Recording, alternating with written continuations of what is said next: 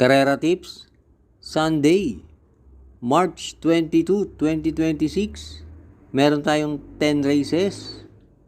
At shoutout nga pala kina Sir Romeo How, Fernan Mijares at Sir Celestino Abejo. Happy racing sa inyo. Race 1, Pilo Commuting Base Class 5, 17 to 41 split. Distance 1,400 meters na merong 12 entries. Start ito ng winner take all, races 1 to 7. Dito sa race 1, pampremera ko yung entry number 2, Balibel, sakay ni MVP Lapil. Yung kabayo na yan, dating gumagawa ng 127.5 sa 1.4 yan. At kahit galing sa bakasyon yan, may barrier yan na 118.5 sa 1.2. At panigundo ko yung entry number 5, Celebrity, sakay ni Mark Alvarez. Noong February 8, may tinakbong maganda yan. Nasigundo yan kay Ombre. At pantersero ko yung entry number 3, Lake Apo, sakay ni JB Bakaykay. Yan naman na tersero sa isang 1,400 meter race 2 weeks ago. Kaya dito sa race 1, pampremera 2, Balibel. Panigundo 5, Celebrity. Pantersero 3, Lake Apo. Race 2, Classic Cup Division 1. Distance 1,800 meters na merong 5 entries. Start ito ng Peak 6, races 2 to 7. Dito sa race 2, pampremera ko yung entry number 1, Beabel, sakay ni JB Hernandez. At panigundo ko yung entry number 5, Don Julio, sakay ni AP Asuncion. Si Beabel, doble sa PJC. Pero Metro Turf ang karera ngayon.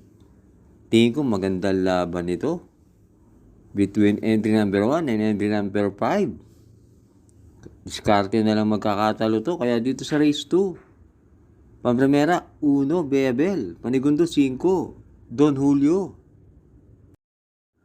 Race 3, Cityhood Anniversary Race, Tanawan. Distance 1,600 meters na merong 12 entries but 9 in betting option. Start ito ng Peak 5, races 3 to 7. Dito sa race 3, pampremera ko yung 1A, Tish the Moon, sakay ni Jan Alvin Guse. Nung natalo yan kay Miss Ocala, 1,800 meter race yun. Pero dito ngayon, 1 mile lang ang karera. Tingin ko sakto sa kanya to. At yan na rin ang may best time. Panigundo ko yung entry number 8, Princess Claudia, sakay ni JR De Ocampo. Tingin ko magaling na kabayo yan. At may barrier yan na 113 sa 1-2. Kaya dito sa race 3, pampremera 1A, Tish the Moon. Panigundo 8, Princess Claudia. Race 4, Classic Cup Division 2. Distance 1,800 meters na merong 9 entries. Start ito ng second winner take all, races 4 to 10. Dito sa race 4, pampremera ko yung entry number 6, Circus Crowd, sakay ni JL Lazaro. Na-impress lang ako sa mga huling takbo niya ni Circus Crowd. At panigundo ko yung entry number 4, Midnight Bell, sakay ni JB Hernandez. Tingin ko magandang laban to between entries number 6 and 4. At dati nga tinalo na ni Midnight Bell si Circus Crowd. Pero this time, mas inaasahan ko manalo yun sa Ace. Kaya dito sa race 4, pampremera sa Ace, Circus Crowd. Panigundo 4, Midnight Bell. Race 5, Special Fund Racing Stakes Race. Distance 1,400 meters na merong 6 entries. Start ito ng peak 6, races 5 to 10. Dito sa race 5, sosolohin ko na yung entry number 1. Miss Rainbow, sakay ni Pabs Cabalejo. Meron barrier yan na 113 sa 1-2 sa PJC. Tingin ko lang magaling na kabayo yan at deremate yan. Kaya dito sa race 5, solo 1, Miss Rainbow. Huwag na huwag kakalimutan, mag-like and subscribe. At binabati ko nga pala ang ating mga members. Thanks for joining. Race 6, Pilo Commuting Base Class 5, 17 to 41, split.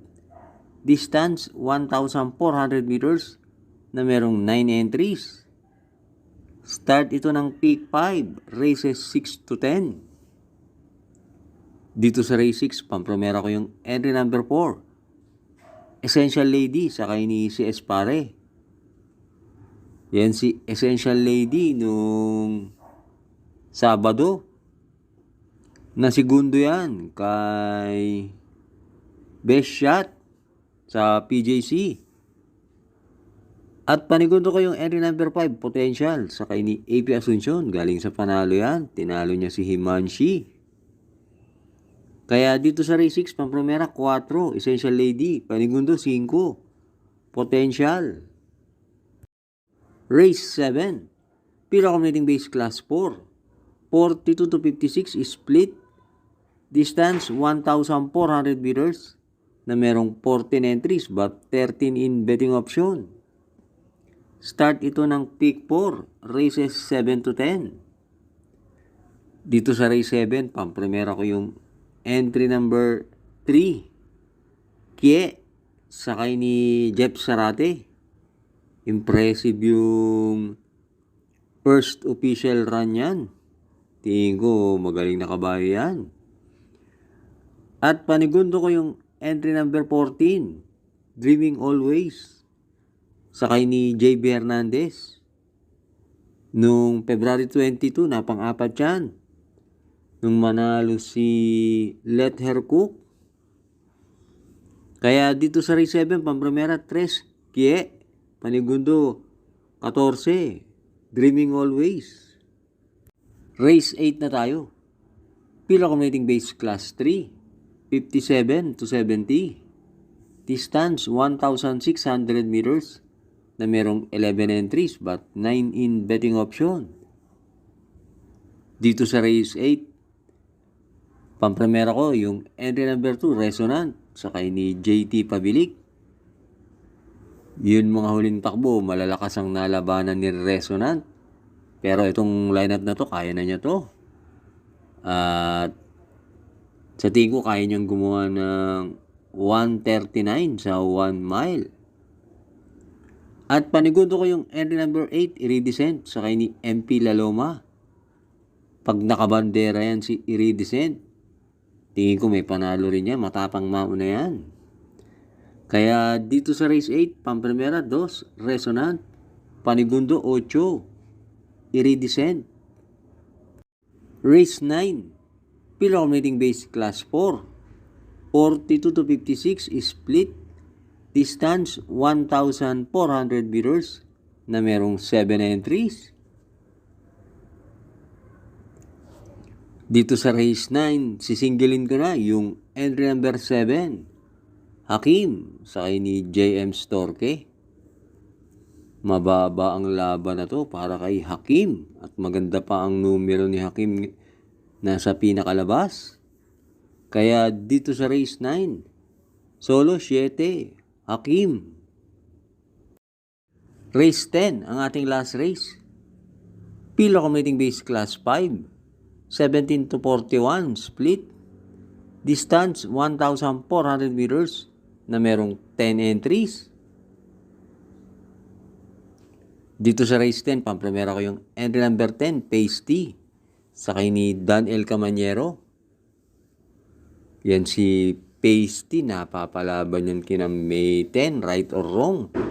At meron yan 127.8 sa 1-4. At panigundo ko yung entry number 2, Goji Go. Sa kay ni JB Guerra. Pag yan inilaban, malaki rin ang panalo niyan. Angkop sa kanya, ang distansyang 1-4. At dito sa race 10, pwede pa kayong magdagdag. Pero ako, pang-primera ko, G, space T. Panigundo 2, Goji Go. Thanks for watching. Lalong-lalo na sa mga laging nakasubaybay. Good luck and happy racing!